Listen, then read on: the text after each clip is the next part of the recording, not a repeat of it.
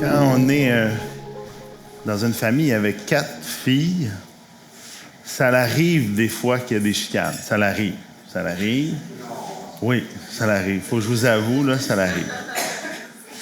Et des fois, pour moi, puis peut-être parce que je suis un gars, je sais pas, là, mais je trouve vraiment que c'est pour des niaiseries, là. C'est des affaires que je trouve que ça n'a pas de sens, tu sais. Peut-être les chicanes qui arrivent le plus souvent, là, et le point, c'est parce qu'une fille a accroché une autre fille. Hein? Donc, ils ont passé à quelque part, puis là, elle a accroché. « Ah, là, papa, là, elle m'a encore accroché, là. » Je dis « OK, mais là, je vais voir celle qui a accroché. » Je dis « Écoute, qu'est-ce qui s'est passé? » « Ben là, elle était dans le chemin, là. » Je dis « sais, mais encore, tu sais. » « Ben, elle avait juste à se tasser. Oui, je sais, mais encore, tu sais. « Ben, moi, là, je suis tanné, là, j'ai presque pas touché, là. Oui, mais encore. Hein?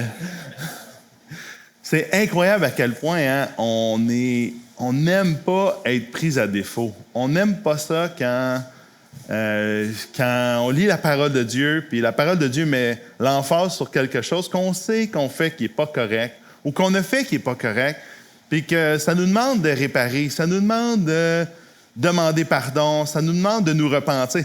C'est tellement pas naturel, la repentance. Hein? Soyons honnêtes, là. C'est quelque chose qui est tellement pourtant à développer, mais tellement contre nature de l'humain brisé que l'on est. Et c'est drôle parce que hier, je vous parlais, comme on a vu cette semaine, puis on a parlé un peu de la repentance, mais c'est parce que j'étais en train de c'est le défi de prêcher plein de fois dans la même semaine, c'est que là, ce que je vous disais, on a vu ça cette semaine, mais c'est ce qu'on va voir ce matin. Puis même, c'était drôle parce que quelqu'un est venu me voir hier en terminant, puis la personne me dit « C'est bon, parler de la repentance, il faut parler de la repentance. » Puis là, dans ma tête, j'étais comme « Mais on a parlé de la repentance cette semaine. » Non, c'est le message de ce matin. Donc, ce matin, on va parler de la grâce de la repentance à travers, justement, la portion narrative d'Ésaïe. Parce que dans Ésaïe, il y a une section, il y a les chapitres 36 à 39, qui est une partie qui explique une histoire importante qui s'est passée dans la vie d'Ésaïe et qui s'est passée aussi particulièrement dans la vie du roi Ézéchias. Il y a plus de détails qui nous sont donnés dans 2 Rois, en particulier dans 2 Rois 18, mais c'est vraiment intéressant comment est-ce que Ésaïe va justement, et le Saint-Esprit va convaincre Ézéchias de se repentir de son péché. Et comment le Saint-Esprit, comment Dieu a permis à ce que Ézéchias se tourne vers la repentance. Donc, qu'est-ce qu'on doit faire quand on se sent coupable d'avoir mal agi? Bien, se repentir. Mais pas juste se repentir. Comme on va voir ce matin, la repentance, ça peut être quelque chose qui peut être juste vite fait, qu'on peut passer rapidement. Il y a la vraie repentance. Une repentance même, la repentance du croyant, c'est un style de vie. C'est une culture à développer. Et c'est fou à quel point est-ce qu'on ne parle pas beaucoup de la repentance, on n'aime pas beaucoup entendre parler de la repentance, mais j'oserais dire encore plus que ça, à quel point je ne connais pas beaucoup de croyants qui ont développé une culture de repentance dans leur vie. Être honnête, je connais des croyants qui se repentent, je connais des croyants qui demandent pardon à Dieu dans leur prière, d'une façon assez globale, générale, mais c'est tellement contre-naturel, ça va tellement à l'encontre de toutes nos fibres, de ce qu'on est en tant qu'être humain orgueilleux, que je comprends en même temps que c'est pas quelque chose qui est facile à développer. Mais ça vaut la peine de se repentir afin de développer une culture de repentance dans nos vies. Et juste avant de lire le texte, j'aimerais ça donner un peu le contexte. Je vous ai dit que, dans le fond, je reviens avec... on a commencé la semaine en disant ça. Ésaïe a eu un long ministère, 60 ans, sous 4 ou même peut-être 5 rois. On pense que son ministère s'est étendu jusqu'à Manassé. Le texte, Ésaïe 1.1, nous dit que il y a eu ces 4 rois-là. Le dernier roi qui est mentionné dans Ésaïe 1, c'est Ézéchias. Après ça, son fils Manassé est venu sur le trône. Et la parole de Dieu ne nous mentionne pas que Ésaïe a exercé un ministère sous Manassé, mais ma compréhension, c'est tout simplement parce que Manassé ne permettait pas aux prophètes d'exercer de ministère. Alors, il n'a pas pu exercer sous le règne de Manassé, mais il a dû sûrement, encore une fois, selon mon interprétation, aller dans le désert. Et même, je vous ai parlé, le livre est séparé en 2 sections. Les chapitres 1 à 39, ce qu'on a vu cette semaine. Et par la grâce de Dieu, si je suis réinvité l'année prochaine, ce serait de voir la 2e partie du livre d'Ésaïe, qui serait de 40 à 66. Et cette 2e section-là est vraiment extraordinaire, est vraiment spéciale. Si vous l'avez lu, il y a quelque chose de vraiment bon parce qu'on voit que ça s'adresse à un peuple qui n'était pas des contemporains directs d'Ésaïe. C'est tellement même spécial que plusieurs ont dit que c'est pas Ésaïe qui a écrit cette section-là parce que ça n'aurait pas de sens. À qui il s'adresse? Il s'adresse aux gens qui vont revenir d'exil. Mais dans ma compréhension, je crois vraiment que c'est Ésaïe que Dieu a révélé d'une façon surnaturelle ce qui va se produire d'avance, comme il le fait souvent avec les prophètes de toute façon, et qui va justement s'adresser à ce peuple-là qui est de retour d'exil. Mais pour nous, pour la section qui nous concerne, on arrive au point où, encore une fois, sous les rois, l'apogée du peuple d'Israël en termes de gloire, ça doit être certainement sous le règne de David et particulièrement Salomon. Salomon va vraiment amener Israël dans une influence internationale. Israël devient un peuple vraiment puissant sous Salomon. Puis par la suite, ça va juste diminuer. Parce que le peuple va se diviser. Hein, les enfants de Salomon vont diviser le peuple. Et le peuple va se diviser entre le royaume du Nord, qu'on appelle Israël, ou qu'on appelle la Samarie dans les prophètes, et le royaume du Sud, qu'on appelle Juda. Et Ésaïe va vraiment se concentrer à prophétiser, lui, sous le royaume du Sud. Et Ézéchias, le roi qu'on va regarder ce matin, c'est le roi du royaume du Sud, de Juda. Sous le ministère d'Ésaïe va justement arriver cette partie-là de l'histoire d'Israël où le royaume du Nord va être envahi par l'Assyrie et l'Assyrie va déporter le royaume du Nord.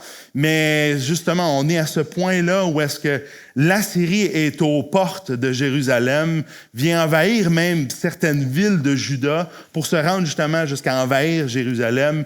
Et là, il va arriver quelque chose de vraiment particulier, ce qu'on va voir ce matin. Ce qui est super intéressant dans ce qui se passe dans Ésaïe 36, c'est que qu'on voit un peu moins dans Ésaïe 36, mais qu'on voit les détails davantage dans 2 Rois 18, c'est qu'on voit qu'Ézéchias va commettre des erreurs. Et une erreur importante qu'il va commettre, qui était justement, j'ai déjà parlé de ça cette semaine, qui était encouragée par la plupart des nations environnantes, même d'Israël, c'était quand l'Assyrie venait envahir, c'était d'aller chercher de l'aide parmi les nations avoisinantes. Et une des autres nations puissantes à l'époque d'Ésaïe, c'est l'Égypte. Et Ézéchias va justement aller chercher de l'aide en Égypte, va demander du moins de l'aide en Égypte.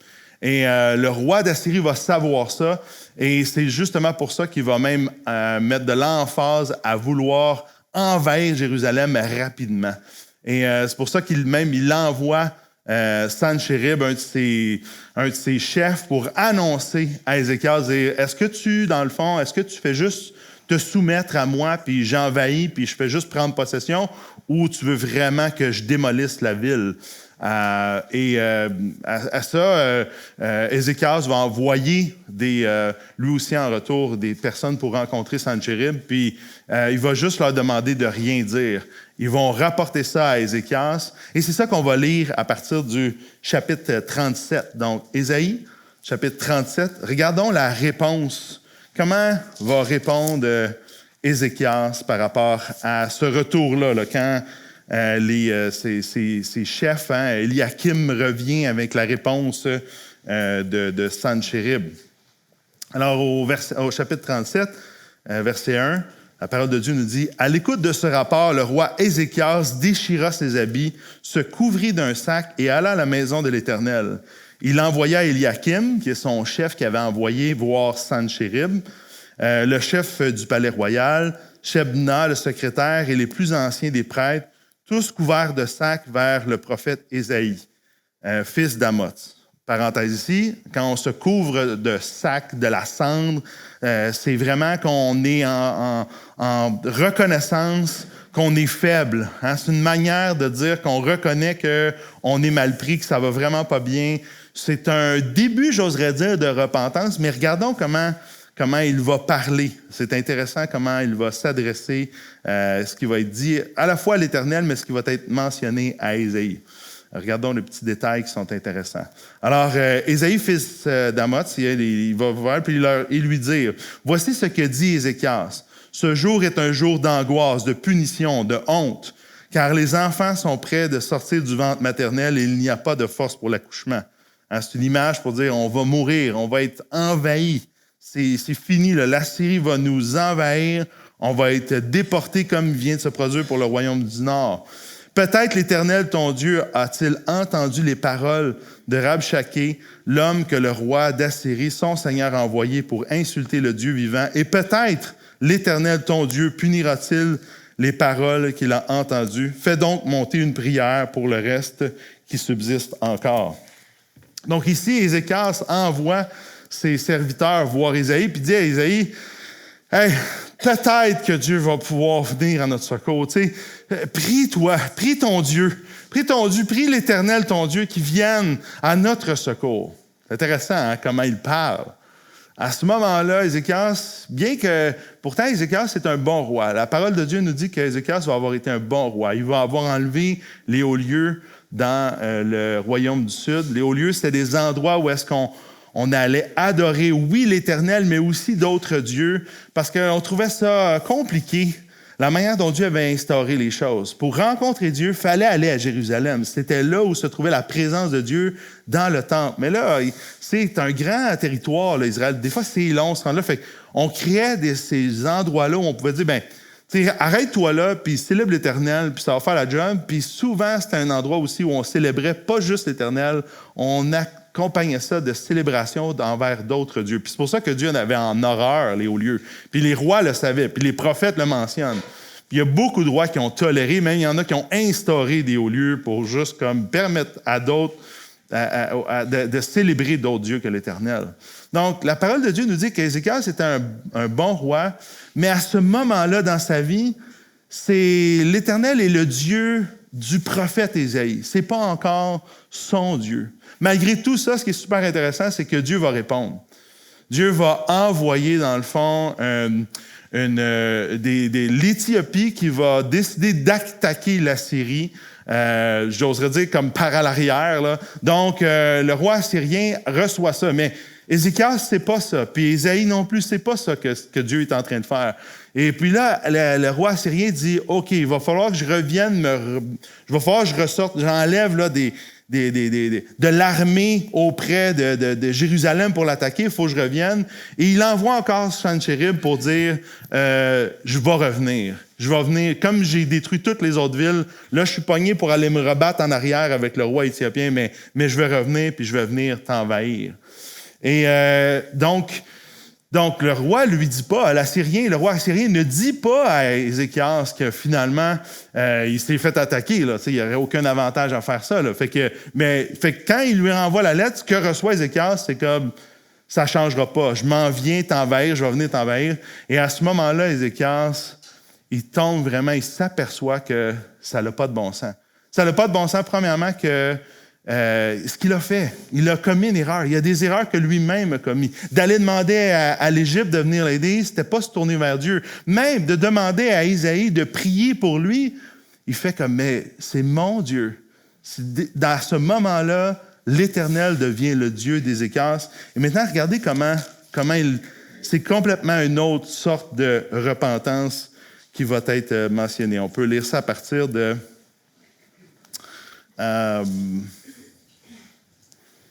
Regardez, à partir du verset 14, chapitre 37, verset 14. Ézéchias prit la lettre de la main des messagers et la lut. Hein, ce que le roi assyrien va lui dire, « Je m'en viens t'envahir encore. Non, je m'en vais vers toi, inquiète-toi pas. » Mais ce que le roi voulait dire, c'est sûr que ça va arriver. Là, ça arrivera peut-être pas aussi vite que ce que j'aimerais, mais ça va arriver. Alors, regardez ce qui est écrit. « Puis il monta à la maison de l'Éternel et la déroula devant l'Éternel et lui adressa cette prière. » Éternel Maître de l'univers, Dieu d'Israël, toi qui sièges entre les chérubins, c'est toi qui es le seul Dieu de tous les royaumes de la terre. C'est toi qui as fait le ciel et la terre. Éternel, tends l'oreille et écoute. Éternel, ouvre tes yeux et regarde. Écoute toutes les paroles que Sennachérib a envoyées pour insulter le Dieu vivant. Il est vrai, Éternel, que les rois d'Assyrie ont dévasté tous les pays et tout leur territoire, et qu'ils ont jeté leurs dieux dans le feu, mais ce n'étaient pas des dieux. Ils avaient été fabriqués par la main des hommes. C'était du bois et de la pierre. Voilà pourquoi ils ont pu le faire disparaître. Maintenant, Éternel, notre Dieu. C'est plus la même chose. C'est plus juste le Dieu d'Isaïe. C'est notre Dieu. Délivre-nous de Sennachérib et que tous les royaumes de la terre reconnaissent que toi seul es l'Éternel. À ce moment-là, vraiment, il y a quelque chose de spécial qui se passe. Dieu avait déjà entendu même la prière qu'Ésaïe avait faite pour Ézéchias, mais ici, à ce moment-là, il va arriver vraiment quelque chose de spécial. Dieu va faire en sorte que tous les Assyriens qui sont là sur le territoire de Juda, du royaume du Sud, et qui entourent même Jérusalem pour vraiment l'assiéger, le texte nous dit que le lendemain matin, quand Ézéchias a fait cette prière-là, 185 000 soldats étaient morts. Comme ça, surnaturellement. C'est vraiment spécial parce qu'à ce moment-là, Dieu a entendu le cœur du roi qui lui a demandé d'intervenir et vraiment, Dieu a fait un miracle, a fait quelque chose de surnaturel. Ça ne veut pas toujours dire, par exemple, que quand on se repent, que Dieu va faire un miracle. C'est pas ça que le texte nous dit. Puis, à vrai dire, ça, c'est le défi des textes narratifs. On peut parfois faire dire ce qu'on voudrait bien leur faire dire. Mais une chose qui est extraordinaire dans ça, certainement, c'est de voir à quel point la repentance d'Ézéchias, j'oserais dire même la repentance, parfois, se produit par étapes. Ou je dirais, il y a plusieurs profondeurs de repentance. C'est ça qu'on voit dans le texte. On peut se repentir d'une façon un peu plus superficielle ou on peut vraiment se repentir en profondeur. Si on donne une définition de la repentance, c'est la tristesse qui habite celui qui a mal agi, accompagnée d'une douleur vive d'avoir offensé l'autre, qui pousse à confesser et à se détourner du mal. C'est vraiment la repentance, ça commence avec notre tête, mais ça a un impact dans notre cœur. C'est quelque chose qui va toucher notre monde émotionnel. Ça ne peut pas rester juste au niveau de notre raison, au niveau intellectuel. Ça peut, mais ce n'est pas une repentance profonde quand ça fait juste toucher notre tête. Puis ça n'a pas l'impact, ça nous transforme pas. C'est pas tant que à chaque fois que tu vas te repentir en profondeur, Dieu va agir avec miracle. C'est pas autant ça. C'est plutôt que ça va te transformer toi. C'est pour ça que la repentance, c'est une culture à développer. C'est quelque chose qu'on doit demander à Dieu parce que c'est une grâce. C'est l'intervention divine de Dieu dans notre vie qui nous permet de développer cette culture-là de repentance, d'avoir un style de vie tourné vers la grâce de Dieu qui nous permet de se repentir régulièrement. Donc, pour que la repentance devienne une culture, Ésaïe t'encourage, premièrement, comme Ézéchias est arrivé, t'encourage, premièrement, à te repentir. Hein? Donc, première étape, la repentance. Toi, repens-toi. Si tu veux développer la culture, il faut passer par la repentance. Comme je disais, il y a différentes formes de repentance, il y a différentes profondeurs de repentance, puis le Nouveau Testament nous parle aussi de ça. 2 Corinthiens 7, 10 nous dit « En effet, la tristesse, selon Dieu, produit une repentance qui conduit au salut et que l'on ne regrette jamais, tandis que la tristesse du monde produit la mort. » Il y a différentes façons de se repentir. Un des hommes avec qui j'aime profondément travailler à l'Église d'Asti, c'est un homme d'un certain âge qui a été pour moi vraiment un mentor, c'est un ami pour moi. C'est un homme avec qui j'apprécie beaucoup servir. Mais c'est un homme qui est, j'oserais vous dire, qui est un peu maladroit dans ses relations. Je m'explique. De temps en temps, il va dire des choses, puis c'est un peu carré, c'est un peu dur. Ce que j'apprécie beaucoup de lui, parce que c'est un homme qui est honnête. C'est un homme qui est franc. Donc, je sais, hein, comme on dit en anglais, what you see is what you get avec ce gars-là. C'est comme tu l'as, il va pas te prendre 20 000 détours, il te dit directement la vérité. Puis moi, j'apprécie ça. J'aime la franchise, j'aime l'honnêteté. Mais il faut que je sois honnête avec toi. Des fois aussi, wow, il me dit des affaires, je fais comme, aïe, aïe, OK, ça me magane un peu, mais parce que je l'aime, parce que je le connais, bien, je sais que c'est pas pour mal faire qu'il fait ça. Il est juste maladroit dans ses relations. Puis c'est un des responsables chez nous à l'Église, donc ça arrive qu'à l'Église aussi, il magane des gens. Ça arrive que des gens viennent me voir et ils me disent « Mathieu, en tout cas, je trouve pas ça facile avec lui. » Là, je dis « Qu'est-ce que tu veux dire? » « Ben, sais-tu comment il me parlait? » Je dis « Ben, je m'imagine. » Je le connais. Ouais, mais tu ne sais pas ce qu'il me dit. Puis là, OK, bien, je vais essayer de t'aider. Tu n'as pas de l'air d'être vraiment confortable avec ça. Non, je ne suis pas confortable. Chaque fois qu'il rentre dans l'église, là, moi, je ne suis pas à l'aise d'être là. OK, mais qu'est-ce qu'on peut faire pour ça? Qu'est-ce que je peux faire pour t'aider? T'sais? Qu'est-ce qui s'est passé? Explique-moi ce qui s'est passé. Puis quand la personne me raconte ce qui s'est passé, c'est arrivé, j'oserais dire, plusieurs fois. Ce que je disais à la personne, c'est... Je connais tellement bien cet homme-là que je peux m'avancer pour lui. Que si on se donne une rencontre à 3, je sais que cet homme-là va te demander pardon. Je le connais tellement bien. Je le sais parce qu'il a développé une culture de repentance, de pardon. Il a développé une culture d'humilité. Il le sait qu'il est maladroit dans ses paroles et dans ses relations.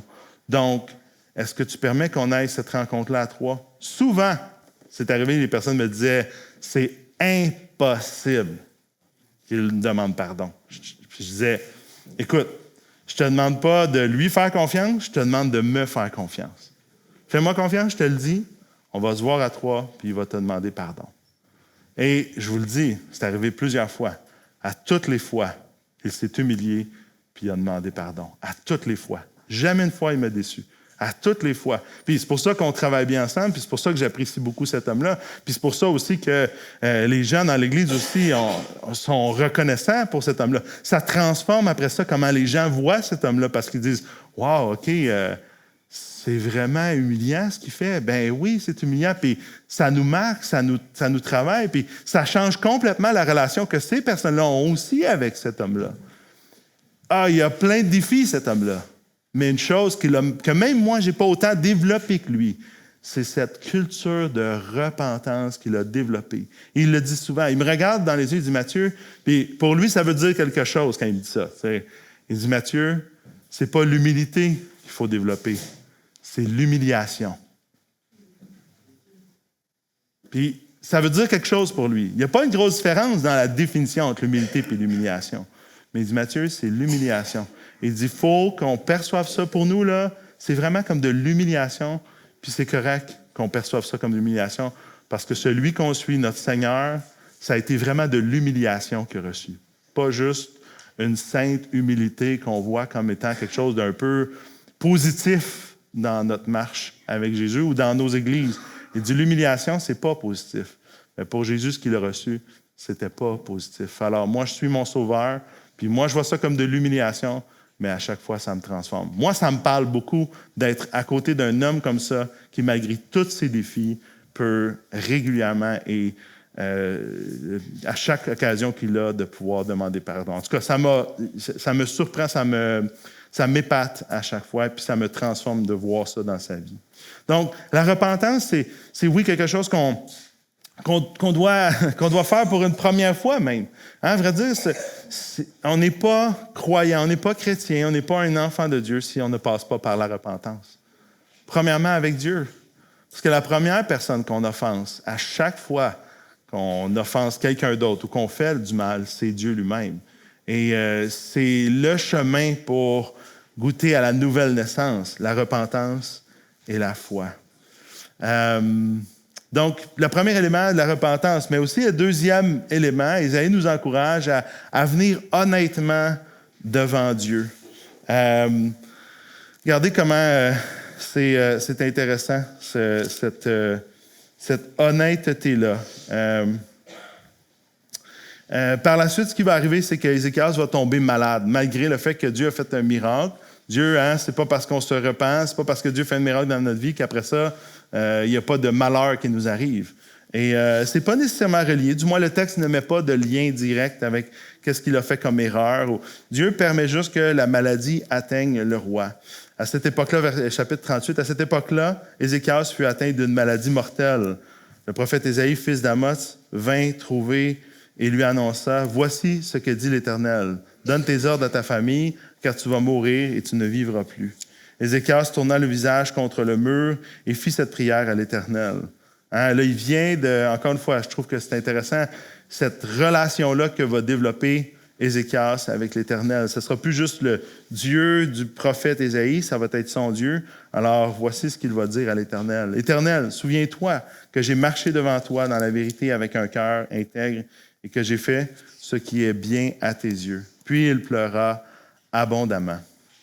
Ici, on voit que ça vient toucher, puis c'est normal, ça vient toucher Ézéchias de savoir qu'il va mourir, qu'il est atteint de cette maladie-là. Puis la réaction qu'Ézéchias fait, c'est qu'il se tourne vers Dieu, puis il vient répandre son cœur devant Dieu, lui dire à quel point il est profondément triste de cette nouvelle-là. Puis Dieu veut ça. Dieu veut que quand on vit des choses, c'est là de toute façon dans notre cœur qu'on vienne le voir. Parfois, des gens me parlent, puis je les accompagne, puis en posant des questions, je me rends compte que la personne a développé de l'amertume ou même de la colère envers Dieu. Puis la personne, elle me le dit à moi, puis je dis, mais tu l'as-tu déjà dit à Dieu, ça? Ben non, on va pas dire ça, là, tu sais. C'est Dieu quand même. Mais j'ai dit, mais tu me le dis à moi, tu sais. Ben justement, tu n'es pas Dieu. Je sais, j'ai compris, là. Mais ton amertume n'est pas envers moi, elle est envers Dieu. Ah ouais, c'est vrai. Je dis, donc c'est déjà dans ton cœur, c'est déjà là. Dieu voit ton cœur. Dieu voit que la colère ou l'amertume est là. Va le voir, dis-lui, sois honnête. On peut flouer les autres, mais on ne peut pas flouer Dieu. Hein? On ne trompe pas Dieu. Donc, puis même c'est ça que Dieu veut. Dieu veut qu'on soit honnête avec lui. Dieu veut qu'on soit transparent, qu'on ait une relation authentique avec lui. Il ne veut pas quelque chose de fake. Même, comme on l'a vu hier, ça l'écœure qu'on fasse juste des choses pour les faire, déconnecté de la relation qu'on a avec lui. Il veut qu'on fasse les choses à travers cette relation. Donc, la même chose, quand on a de la colère, quand on a de l'amertume, puis je vous le dis, c'est fou comment souvent on dit « Oui, mais c'est envers les personnes que je l'ai », mais ultimement, si Dieu n'avait pas permis ces choses-là, puis quand on creuse un peu, on s'aperçoit que finalement, c'est envers lui qu'on a cette colère-là, c'est envers lui qu'on a cette amertume-là. D'être honnête devant lui, d'être honnête devant Dieu, puis de s'ouvrir, puis de dire « OK, voici ce qu'il en est, voici ce qui est la vérité qui est au fond de mon cœur. » Puis c'est bon d'être honnête devant Dieu. C'est vrai qu'on peut flouer les hommes, on peut flouer les autres autour de nous, mais aussi c'est bon d'être honnête avec les hommes, devant les hommes, à propos de Dieu. C'est ce que j'aime beaucoup des groupes. On a différents groupes chez nous à l'Église Astique qui se rencontrent pour être vraiment redevables les uns vers les autres, vraiment authentiques. J'ai vu plusieurs groupes d'hommes en particulier vraiment connaître des transformations extraordinaires à travers le fait d'être juste honnêtes les uns avec les autres, puis après ça, de se conduire les uns aux autres devant Dieu. J'ai eu l'occasion d'accompagner quelques personnes pour aller dans des groupes AA. Je ne sais pas si tu as déjà assisté à un groupe d'alcooliques anonymes. Il y a des choses qui m'ont frappé profondément d'aller dans ces groupes-là. Justement, cette capacité-là que plusieurs hommes ou femmes, des fois c'est des groupes mixtes, mais les groupes que je suis allé, c'était des groupes d'hommes qui se rencontraient, à quel point ils pouvaient vraiment être honnêtes. À quel point, justement, ils avaient développé une culture d'humilité. Je ne suis pas en train de dire que parmi les AA, l'Évangile est clair, puis tout ça, c'est pas ce que je dis. Je fais juste dire que ça m'a frappé d'accompagner quelqu'un, d'aller là, puis de juste observer, de juste être en mode je veux comprendre ce qui se passe, qu'est-ce qui se fait. Et c'était vraiment frappant de voir à quel point ils ont développé cette capacité-là, que je trouve parfois, dans l'Église, n'est pas toujours présente, malheureusement. Pas toujours présent. L'authenticité, c'est pas toujours notre plus grande force. En tout cas, chez nous, je ne veux pas connaître toutes les églises, je ne connais pas toute ton église, toutes les églises, mais chez nous, c'est fou comment, parfois, on aime quand même se garder un beau masque quand on est à l'église, bien paraître, comme si on avait besoin de ça. Au contraire, moi, je pense à un des endroits où on devrait être le plus authentique, c'est à l'église, un endroit où est-ce que... Puis encore là, je dirais pas devant tout le monde nécessairement, mais au moins d'avoir des endroits dans l'église où il y a un groupe avec lequel tu peux vraiment être toi-même, t'ouvrir, être en sécurité pour vraiment ouvrir ton cœur puis dire « Voici ce qu'il y en est. Peux-tu m'aider? Je ne sais pas quoi faire, mais avec ça. » Ou du moins, je peux-tu te le dire à toi, puis peux-tu me conduire, m'aider à ce que je puisse le dire aussi à Dieu pour voir qu'est-ce que Dieu veut faire? Ce qui est frappant dans ce que fait Ézéchias ici, c'est qu'à l'annonce, tout de suite, il se tourne vers Dieu pour lui dire qu'est-ce qui est dans son cœur, puis lui demander d'intervenir. Hein? Puis c'est pour ça que ça, c'est l'autre élément. Venir, oui, honnêtement devant Dieu, mais demander à Dieu de t'aider. Demander à Dieu de t'aider dans la repentance. Parce que, je vous l'ai dit, la repentance, c'est pas naturel. Il faut que le Saint-Esprit vienne déposer sa grâce dans nos cœurs pour qu'on se repente. C'est trop contre nature, c'est trop difficile, c'est trop grand pour nous, ça nous dépasse. On n'a pas la capacité en nous-mêmes de se repentir. On a la capacité de peut-être une repentance superficielle, mais une repentance en profondeur, une tristesse, selon Dieu, mais il faut que ce soit fait par l'Esprit de Dieu, accompagné par l'Esprit de Dieu. J'ai rencontré, il y a quelques semaines, un homme chez nous, un leader chez nous, un des hommes qui s'occupe de groupes chez nous. Puis pour moi, c'est vraiment important qu'on puisse, en tant que responsable à l'Église, s'encourager, s'accompagner à aller chercher de l'aide quand on en a besoin. Et j'ai rencontré cet homme-là, puis j'ai dit, « Tu as vraiment besoin d'aide. » Puis il ne voulait pas entendre ça. Il était comme ça, là, je le vois encore, là. Oh, il ne voulait pas entendre ça. Qu'est-ce que tu veux dire par « j'ai besoin d'aide » ? J'ai dit, mais tu as besoin d'aide, tu sais, tu as besoin d'être accompagné. Regarde, il y a une situation là, dans ta vie, puis tu as besoin d'aide. Ouais, mais toi, as-tu besoin d'aide aussi? Oui, moi aussi, j'ai besoin d'aide. Moi aussi, j'ai besoin d'être accompagné. Ouais, mais tu sais, toi, c'est parce que je le sais, oui, c'est vrai, toi, je le sais que tu as besoin d'aide. Oui, je le sais.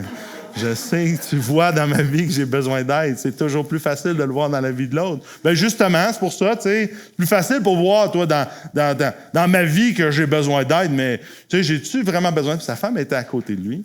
Puis sa femme a dit, arrête d'utiliser le mot aide. Je dis, OK. Elle dit, utilise le mot coaching. Ah, c'est correct, c'est bon. Tu as besoin d'un coach. Ouais, mais pourquoi j'aurais besoin d'un coach? Ah. C'est dur, la repentance. C'est dur de reconnaître qu'on a besoin d'aide. C'est dur de reconnaître qu'on est faible. C'est dur de reconnaître qu'on ne l'a pas. Qu'il y a des bouts que quelqu'un d'autre peut nous apporter dans notre vie puis avoir de l'influence. C'est difficile, c'est tellement difficile. Puis je dis ça par rapport à cet homme-là, mais c'est difficile pour ma vie aussi, ça ne me tente pas. Quand quelqu'un vient me voir à l'église et dit « Hey, moi, là, pas de même, j'aurais fait ça. » Mon premier réflexe, c'est pas genre « Hey, t'as tellement raison, je te demande pardon, j'aurais dû faire ça autrement. » Mon premier réflexe, c'est « De quoi tu te mêles? Je sais que j'ai raison puis t'as tort. Là. Voyons donc. » C'est ça mon premier réflexe, mais c'est pas ça que je veux développer. Avec le temps, je fais « Attends une minute, là. Si la personne, ce qu'elle dit, c'est vrai, je peux-tu le reconnaître? Je peux-tu juste dire « Ben écoute... ou même juste dire comment je vais prier là-dessus. Le Seigneur va me révéler. Parce que c'est vrai aussi qu'il y a des choses que les gens disent, puis c'est pas vrai dans notre vie, mais c'est pas notre premier réflexe de dire oui, je vais écouter ce que l'autre personne a à me dire, puis elle a sûrement raison. Hein? Non, on veut pas aller là. On n'aime pas ça. Donc, demandez à Dieu, Dieu, viens m'aider, parce que j'y arriverai pas tout seul. Après ça, comme on l'a vu aussi cette semaine, pratiquer la reconnaissance. Hein? Pratiquer le fait que Dieu est là, intervient, et le Dieu veut ça. Et c'est ce qui va arriver quand Ézéchias va demander l'aide de Dieu, va demander à Dieu, Dieu va lui permettre d'extensionner sa vie va permettre qu'il guérisse. Et il a encore une réponse extraordinaire à sa vie. Puis je ne suis pas en train de te dire que quand tu vas demander de l'aide à Dieu, bien absolument Dieu va guérir. C'est pas ce que je suis en train de te dire. Je veux juste te dire, viens demander de l'aide. Ça, c'est ce que la bonne action, le bon moyen qu'a utilisé Ézéchias. Puis par la suite, bien, il pratique la reconnaissance. Là, mais tu vas dire, oui, mais c'est facile de pratiquer la reconnaissance. Dieu y a répondu favorablement. Mais je crois quand même, puis comme on l'a vu cette semaine, que la reconnaissance et l'action de grâce, ça doit être aussi quelque chose qu'on doit développer en parallèle avec la repentance. Et c'est pour ça que c'est un autre des poèmes, puis j'aimerais le lire, ce poème-là, à partir du verset 9 du chapitre 38. Poème d'Ézéchias, le roi de Juda, sur sa maladie et son rétablissement. Je disais au beau milieu de mon existence, je dois passer par les portes du séjour des morts, je suis privé du reste de mes années. Je disais, je ne verrai plus l'Éternel sur la terre des vivants. Je ne pourrai plus regarder aucun homme en compagnie des habitants du monde. Mon habitation était enlevée et transportée loin de moi comme une tente de berger. Pareil à un tisserand, j'arrivais au bout du rouleau de ma vie. Il m'arrachait à la chaîne de tissage. Avant la nuit, tu en aurais fini avec moi. Je me suis retenu jusqu'au matin, mais pareil à un lion, il brisait tous mes os. Avant la nuit, tu m'aurais achevé. Je poussais des petits cris, tel un hirondelle en train de voltiger. Je gémissais comme une colombe.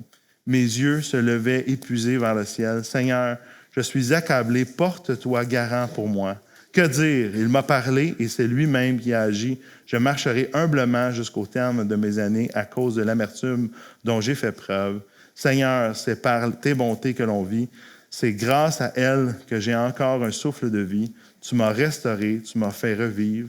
Mon amertume même s'est changée en bien-être.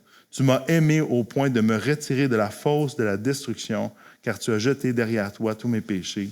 Ce n'est pas le séjour des morts qui te célébrera, ce n'est pas la mort qui te louera. Ceux qui sont descendus dans la tombe n'espèrent plus en ta fidélité. C'est les vivants, oui, c'est le vivant qui te célèbre, comme moi aujourd'hui.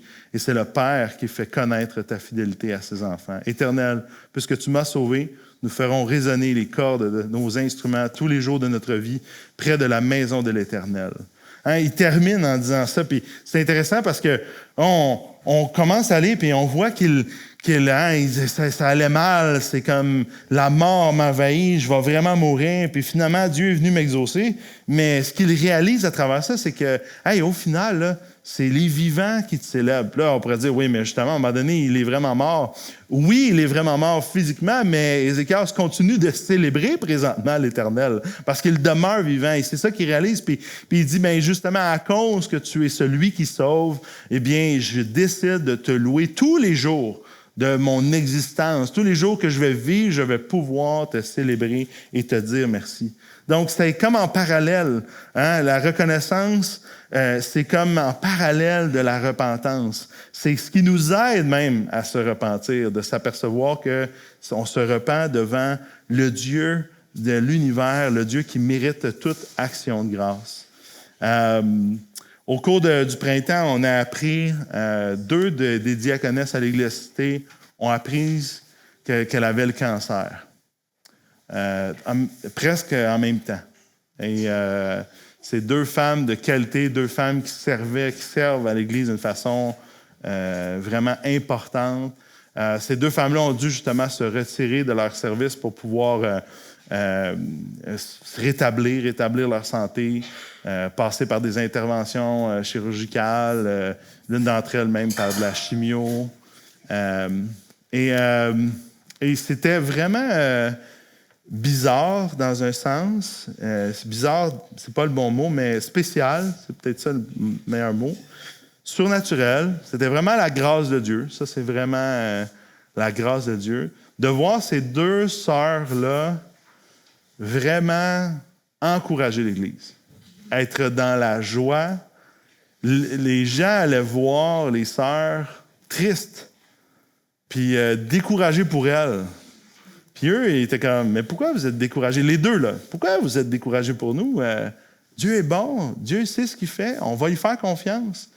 Une des deux sœurs, même, les gens allaient tellement la voir qu'avant de commencer ses traitements de chimio, on s'est parlé, puis elle m'a dit, Mathieu, peux-tu faire une annonce à l'église? Parce qu'elle dit, là, je vais commencer mes traitements de chimio, puis elle dit, j'aurais pas l'énergie pour encourager les gens dans l'église. Fait qu'elle dit, peux-tu leur demander qu'ils arrêtent de venir me voir parce qu'ils sont tellement tristes? Fait que, elle dit, dis-leur que la grâce de Dieu est là, qu'ils se tournent vers Dieu aussi, parce que la grâce de Dieu est là. Puis elle me disait ça, puis j'étais comme, c'est clair que la grâce de Dieu est là. Puis l'autre femme, la même chose. Les deux femmes étaient très édifiantes, très encourageantes. Elles le sont encore. Ils sont en train de se rétablir, puis encore là, puis peut-être que finalement, ils ne se rétabliront pas. Hein. Vous savez, un cancer, on ne sait jamais quand les métastases peuvent ressurgir. Mais ils sont dans ce combat-là, puis la grâce de Dieu est là. J'aime cette expression-là. Hein. La grâce de Dieu est pour ceux qui sont dans l'arène, pas pour les spectateurs. Puis des fois, à l'Église, on est spectateur de ceux qui souffrent. Puis là, on se met dans la peau de la personne qui souffre, puis on se met à comme plus souffrir que la personne qui souffre elle-même. Mais la grâce de Dieu est pour ceux qui sont dans l'arène, ceux qui sont en train de se faire manger par les lions. Là, la grâce de Dieu est là, puis elle intervient au bon moment. Alors, encore une fois, comme on l'a vu cette semaine, il y a plein de raisons pour lesquelles on peut être reconnaissant, mais même dans des circonstances où on dit, il me semble que je ne peux pas être reconnaissant, oui, la grâce de Dieu peut intervenir, puis surtout, la grâce de notre salut nous ramène toujours à pouvoir être reconnaissant en toutes circonstances. Te repentir, venir honnêtement devant Dieu, demander à Dieu de t'aider, pratiquer la reconnaissance, mais aussi te repentir encore et encore. Regardez ce qui arrive par la suite. Là, on se dit, hey, Ézéchias, c'est extraordinaire, c'est tout ce qui arrive, hein? 2 fois, miracle sur miracle. Chapitre 39. À la même époque, le roi de Babylone, Mérodach Baladan, fils de Baladan, envoya une lettre et un cadeau à Ézéchias car il avait appris sa maladie et son rétablissement. Hein? Alors, le roi de Babylone envoie une lettre. Babylone, ce n'est pas la Syrie, là. Babylone n'est pas la grande puissance qu'elle va devenir plus tard. Mais là, à ce moment-là, c'est les Assyriens qui est la grande puissance. Alors, il envoie une lettre à Ézéchias pour dire « Hey, on est content, tu es rétabli, finalement, tu ne mourras pas. » Cela réjouit tant Ézéchias qu'il montra aux envoyés tous les endroits où étaient ses objets de valeur, l'argent et l'or, les aromates, l'huile précieuse, tout son arsenal et tout ce qui se trouvait dans ses trésors. Ézéchias leur montra absolument tout dans son palais et sur tout son territoire. Le prophète Ésaïe vint ensuite trouver le roi Ézéchias et lui demanda « Qu'ont dit ces gens et d'où sont-ils venus pour te voir? » Ézéchias répondit « Ils sont venus d'un pays éloigné, de Babylone, pour me voir. » Ésaïe ajouta « Qu'ont-ils vu dans ton palais? » Ézéchias répondit « Ils ont vu tout ce qui est chez moi, et je leur ai montré absolument tout dans mes trésors. » Alors Ésaïe dit à Ézéchias « Écoute la parole de l'Éternel, le Maître de l'univers. Les jours viendront où l'on emportera à Babylone tout ce qu'il y a chez toi, et tous tes ancêtres ont accumulé jusqu'à aujourd'hui. Il n'en restera rien, dit l'Éternel. De plus, on prendra plusieurs de tes fils et ceux qui sont issus de toi et dont tu es le père, pour faire d'eux des eunuques dans le palais du roi de Babylone. » Ézéchias répondit à Ésaïe, « La parole de l'Éternel que tu viens de dire est bonne. En effet, ajouta-t-il, il y aura paix et sécurité pendant ma vie. » Mais est-ce que c'était vraiment la réponse que Dieu s'attendait?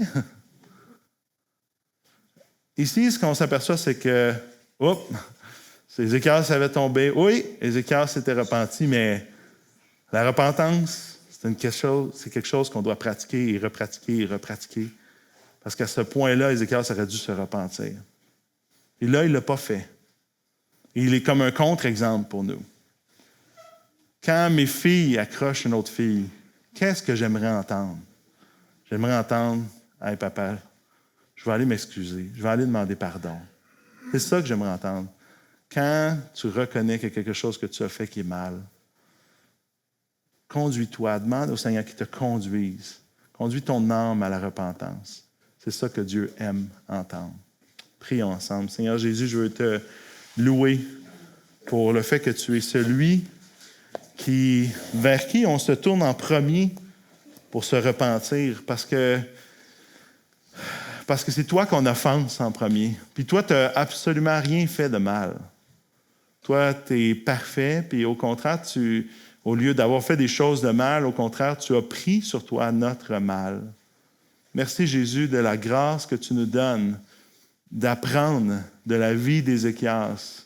Merci pour Ésaïe qui a accompagné Ézéchias à se repentir. Et, Seigneur, quand un frère, une sœur vient nous voir, nous accompagne. Alors, peut-être qu'ils n'ont pas raison, mais Seigneur, donne-nous au moins la grâce d'écouter.